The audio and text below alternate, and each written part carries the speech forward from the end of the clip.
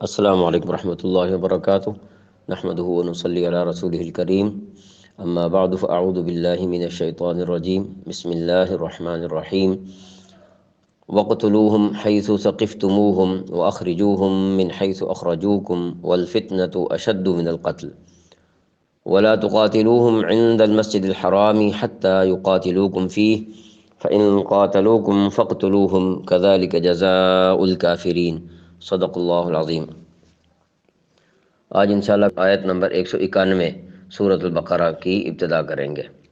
وقتلوہم، اور انہیں مار ڈالو، حیثو، جہاں کہیں، ثقفتموہم، تم انہیں پالو، واخرجوہم، اور انہیں نکال دو، من حیثو، جہاں سے، اخرجوکم، انہوں نے تمہیں نکالا، والفتنۃ، اور فتنہ، اشد، زیادہ سنگین ہے، من القتل، قتل سے، ولا تقاتلوہم، اور ان سے نہ لڑو، عند المسجد الحرام، مسجد حرام کے پاس، حتیٰ، یہاں تک کہ، یقاتلوکم، وہ تم سے لڑے، فیہ، اس میں، فإن، پس اگر، قاتلوکم، وہ تم سے لڑے، فاقتلوہم، تو تم ان سے لڑو، کذالک، اسی طرح، جزاء، سزا ہے، الکافرین، کافروں کی۔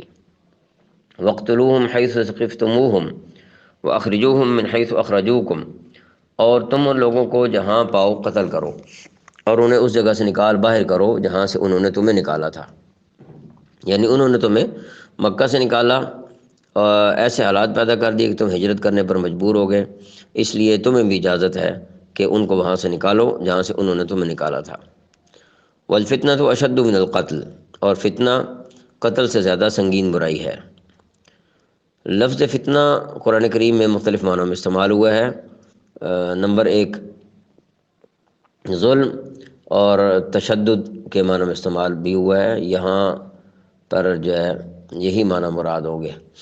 مشرکین مکہ نے مسلمانوں کو اپنے دین پر عمل سے روکنے کے لیے بدترین تشدد جاری رکھا ہوا تھا، اسی کو فتنہ قرار دیا گیا۔ فرمایا اگر کسی کو قتل کرنا اپنی ذات میں کوئی اچھی بات نہیں ہے، لیکن فتنہ اس کے مقابلے میں زیادہ سخت برائی ہے، اور جہاں فتنے کا سد باب قتل کے بغیر ممکن نہ ہو، وہاں قتل کے سوا چارہ نہیں ہے، جس کو شریعت نے قانون ضابطے کے تحت اجازت فرمائی ہے۔ ولا تقاتلوہم عند المسجد الحرام حتى يقاتلوکم فیہ، اور تم ان سے مسجد حرام کے پاس اس وقت تک لڑائی نہ کرو جب تک وہ خود اس میں تم سے لڑائی شروع نہ کریں۔ فإن قاتلوکم فاقتلوہم، ہاں اگر وہ تم سے اس میں لڑائی شروع کر دیں تو تم ان کو قتل کر سکتے ہو۔ تو مومنوں کو منع کیا گیا کہ مسجد حرام کے پاس کفار سے لڑنے میں ابتدا نہیں کرنی، البتہ اگر وہ حرم کے رتبے کی پرواہ کیے بغیر تم سے لڑائی کریں تو تم بھی ان کے ساتھ لڑ سکتے ہو، یعنی ان کا جواب دے سکتے ہو۔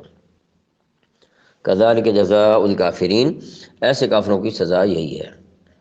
یہاں سے معلوم ہوا کہ اسلام امن پسند مذہب ہے، حتی الامکان تو اصلاح کی کوشش کرتا ہے، اور اپنے لوگوں کو خواہ مخواہ لڑائی مسلط کرنے کی اجازت نہیں دیتا۔ اگر کوئی ان کے خلاف جنگ چھیڑ دے تو پھر اس کو بھی اپنا دفاع کرنے کی اجازت ہے، تو جنگ کرنے کی اجازت دی ہے۔ آیت نمبر 192، فَإِنِ انْتَهُوا، فَإِن، پھر اگر، انتہوا، وہ باز آ جائیں، فَإِنَّ اللَّهَ، تو بے شک اللہ تعالیٰ، غفور الرحیم، بخشنے والا، رحم کرنے والا ہے۔ پھر اگر وہ باز آ جائیں تو بے شک اللہ تعالیٰ بہت بخشنے والا، بڑا مہربان ہے۔ باز آنے کا مطلب یہ ہے کہ وہ کفر و شرک سے توبہ کر لیں اور اپنے سابق گناہوں کی معافی مانگ لیں۔ آیت نمبر 193، وقاتلوہم، اور تم ان سے لڑو، حتیٰ، یہاں تک کہ، لا تکون، نہ رہے، فتنۃ، کوئی فتنہ، ویکون، اور ہو جائے، الدین، دین، اللہ، للہ، اللہ تعالیٰ کے لیے۔ فإن، پس اگر، انتہوا، وہ باز آ جائیں، فلا عدوان، تو زیادتی نہیں ہے، الا، مگر، علی الظالمین، ظالموں پر۔ وقاتلوہم حتیٰ لا تکون فتنۃ ویکون الدین للہ، اور تم ان سے لڑتے رہو یہاں تک کہ فتنہ باقی نہ رہے اور دین اللہ تعالیٰ کا ہو جائے۔ تو فتنوں کے حوالے سے یہ ہے کہ کفر و شرک اور ظلم و زیادتی یہ فتنے ہیں، لہذا ان کو مٹا کر دین اسلام کو بلند کرنا مسلمانوں کی ذمہ داری ہے۔ اسی لیے جہاد کا اصل مقصد کسی کو اسلام پر مجبور کرنا نہیں ہے۔ یہی وجہ ہے کہ عام حالات میں کوئی شخص کفر پر اصرار کرے تب بھی جزیہ کے ذریعے جو ایک قسم کا کی ادائیگی ہوتی ہے، جس کو عام سادہ لفظ میں سمجھنے کے لیے ٹیکس کہہ سکتے ہیں، جزیہ کے ذریعے اسلامی حکومت کے قوانین کی اطاعت کر کے اپنے مذہب پر وہ قائم رہ سکتا ہے۔ لیکن جزیرہ عرب کا حکم وہ مختلف ہے۔ یہ وہ ملک ہے جہاں رسول کریم صلی اللہ علیہ وسلم کو براہ راست بھیجا گیا، اور جہاں کے لوگوں نے حضرت صلی اللہ علیہ وآلہ وسلم کے معجزات اپنی آنکھوں سے دیکھے اور آپ صلی اللہ علیہ وآلہ وسلم کی تعلیمات براہ راست سنی۔ ایسے لوگ اگر ایمان نہ لائیں تو پچھلے انبیاء علیہ السلام کے زمانوں میں انہیں عذاب عام کے ذریعے سے ہلاک کیا گیا۔ تو حضرت صلی اللہ علیہ وآلہ وسلم کے زمانے میں عذاب عام تو روک دیا گیا ہے، موقوف کر دیا گیا، لیکن یہ حکم دیا گیا کہ جزیرہ عرب میں کوئی کافر مستقل شہری کی حیثیت سے نہیں رہ سکتا۔ یہاں اس کے لیے تین ہی راستے ہیں: نمبر ایک، اسلام قبول کر لے، نمبر دو، جزیرہ عرب سے باہر چلا جائے، نمبر تین، جنگ میں قتل ہو جائے۔ فَإِنِ انْتَهَوْا فَلَا عُدْوَانَ إِلَّا عَلَى الظَّالِمِينَ، پھر اگر وہ باز آ جائیں تو تشدد سوائے ظالموں کے کسی پر نہیں ہونا چاہیے۔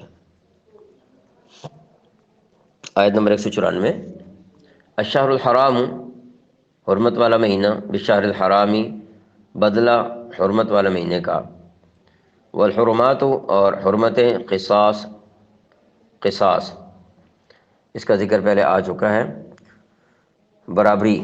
فمن اعتدی، پر جس نے اعتدا زیادتی کی، علیکم تم پر، فاعتدوا تو تم زیادتی کرو، علیہ اس پر، بمثلی جیسی، ما جو اعتدا اس نے زیادتی کی، علیکم تم پر۔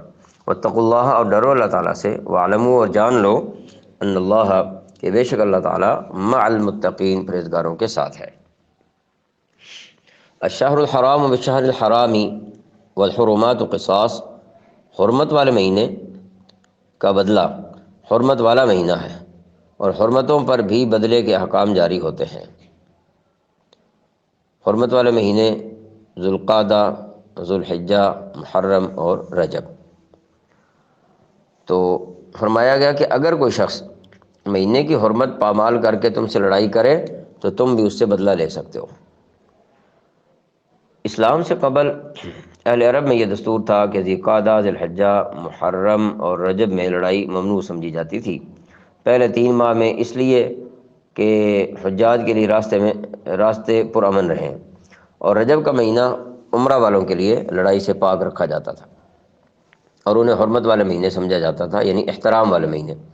اسی لیے حضور صلی اللہ علیہ وسلم نے ذوالقعدہ 6 ہجری میں عمرے کا پروگرام بنایا، مگر کفار نے شہر حرام یعنی حرمت والے ماہ کا تقدس پامال کرتے ہوئے احرام پہنے ہوئے صحابہ کرام رضی اللہ عنہم اجمعین پر پتھراؤ کیا اور تیر اندازی کی، اور انہیں حدیبیہ کے قریب حدود حرم میں داخلے سے روکا گیا۔ پھر یہ معاہدہ ہوا، وہاں پر معاہدے کی جو صورتیں ہیں وہ دوسرے مقام پر بیان کی گئی ہیں۔ باقی یہ جو ہے اشہر حرم میں قتال کی ابتدا وہ ممنوع ہے، تو جمہور ائمہ کرام جو ہیں ان کا کہنا یہ ہے کہ اشہر حرم یعنی حرمت کے مہینے میں قتل و قتال کرنا ابتدا میں ممنوع تھا، بعد میں اجازت ہوگی، مگر بہتر اب بھی یہی ہے کہ اشہر حرم میں قتال کی ابتدا نہ کی جائے۔ البتہ بعض کی رائے یہ بھی ہے کہ آیت کا حکم اب بھی باقی ہے، منسوخ نہیں ہوا، اور اب بھی حرم اور اشہر حرم میں ابتدا کرنا لڑائی کی یہ حرام ہے، یہ بات بعض حضرات کے نزدیک ہے۔ فمن اعتدی، چنانچہ اگر کوئی شخص فمن اعتدی علیکم فاعتدوا علیہ بمثل ما اعتدی علیکم، چنانچہ اگر کوئی شخص تم پر کوئی زیادتی کرے تو تم بھی ویسی ہی زیادتی اس پر کرو جیسی زیادتی اس نے تم پر کی ہو۔ وہ بات یہ ہے کہ تم حدود حرم اور اشہر حرم کا پوری طرح احترام ملحوظ رکھو، لیکن اگر مشرکین اس کی پرواہ نہ کریں تو پھر ان کی ہر زیادتی کا جواب ہر حال میں دیے جانے کی اجازت ہے، اس میں کسی طرح کا تعمل یا رکاوٹ نہیں ہونی چاہیے۔ البتہ تمہارا ہر قدم انصاف کے مطابق ہونا چاہیے، تمہارا ہر فیصلہ عدل کے ترازو میں ٹھیک تلنے کے لائق ہونا چاہیے، کیونکہ تمہاری بنیاد تقوی پر ہے، اور تقوی اللہ تعالیٰ سے ڈرنے اور ادائے حقوق کی پاسداری کا انعام ہے۔